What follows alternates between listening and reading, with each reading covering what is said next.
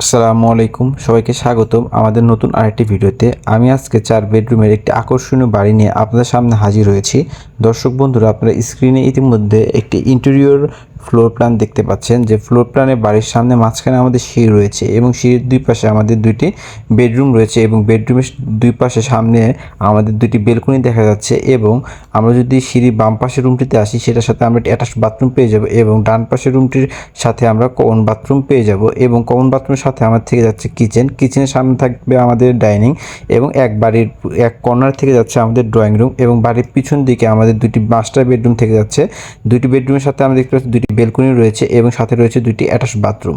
এই বাড়িটি যদি আমরা এখন ফ্লোর প্ল্যানের মাধ্যমে দেখানোর চেষ্টা করি, তাহলে সর্বপ্রথম আমাদের এই বাড়িটি করতে একদিকে জায়গার পরিমাপ লাগবে 32 ফিট এবং আরেকদিকে জায়গার পরিমাপ লাগবে 47 ফিট। আমরা যদি স্কোয়ার ফিট হিসাব করি তাহলে আমাদের 1500 স্কোয়ার ফিটের মতো জায়গার প্রয়োজন হবে। আর আমরা যদি শতাংশ হিসাব করি তাহলে আমাদের 3.5 শতকে কিছুটা কম জায়গা লাগবে এই বাড়িটি করতে। এই বাড়িটি আপনার 3তলা ফাউন্ডেশন দিয়ে একতলা পুরোপুরি কমপ্লিট করতে কত টাকা খরচ হবে সেটি আমরা ভিডিও শেষে আলোচনা করব। এখন যদি আমরা প্ল্যানে প্রবেশ করি, তাহলে আমরা যেরকমভাবে ইন্টেরিয়রে দেখেছিলাম বাড়ির সামনে মাঝখানে আমাদের একটি স্টেয়ার থেকে যাবে। সেই স্টেয়ারটি আমাদের বাড়ির মাঝখানে রয়েছে, সেটার পরিমাপটা হচ্ছে আমাদের 7 ফিট 4 ইঞ্চি বা 16 ফিট 4 ইঞ্চি এবং সিঁড়ির দুই পাশে আমরা দুটি বেডরুম পেয়ে যাবো। আমরা যদি সিঁড়ির বাম পাশের রুমটিতে আসি, সেই রুমটির পরিমাপ হচ্ছে আমাদের 11 ফিট 6 ইঞ্চি বাই 13 ফিট এবং এই রুমটির সাথে আমরা বাড়ির সামনে একটি বেলকনি পেয়ে যাবো, সেটার পরিমাপটা হচ্ছে 9 ফিট বাই 3 ফিট এবং এই রুমটির সাথে আমরা একটি অ্যাটাচ বাথরুম পেয়ে যাবো, সেটা পরিমাপটা হচ্ছে 7 ফিট 2 ইঞ্চি বাই 4 ফিট 2 ইঞ্চি।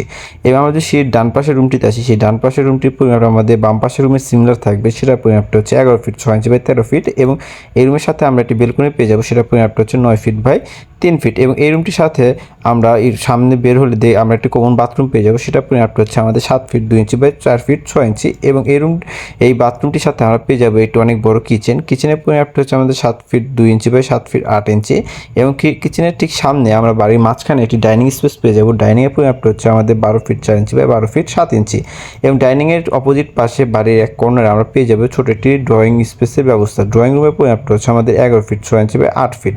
আমরা যদি বাড়ির পিছন দিকে আসি, তাহলে আমরা দুটি মাস্টার বেডরুম পেয়ে যাবো। আমরা যদি বাম পাশের রুমটি আসি, সেই রুমটির পরিমাপটা হচ্ছে 11 ফিট বাই 13 ফিট এবং এই রুমটির সাথে বাড়ির পিছনে আমরা একটি বেলকনি পেয়ে যাবো, সেটা পরিমাপটা হচ্ছে 11 ফিট বাই 3 ফিট এবং এই রুমটির সাথে আমরা একটি অ্যাটাচ বাথরুম পেয়ে যাবো, সেটা পরিমাপটা হচ্ছে 4 ফিট বাই 10 ফিট।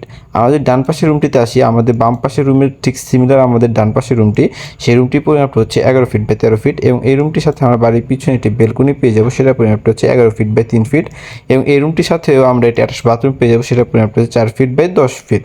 এই ছিল আমাদের আজকের ফ্লোর প্ল্যানটি। আপনি বাড়ির জায়গাটি যদি এরকম সরু লম্বা হয়ে থাকে বা আপনার বাড়ির জায়গাটি একদিকে যেরকমই হোক না কেন, আমাদের দ্বারা ড্রয়িং ডিজাইন করাতে চাইলে স্ক্রিনে দেওয়া হোয়াটসঅ্যাপ নাম্বারে যোগাযোগ করতে পারেন।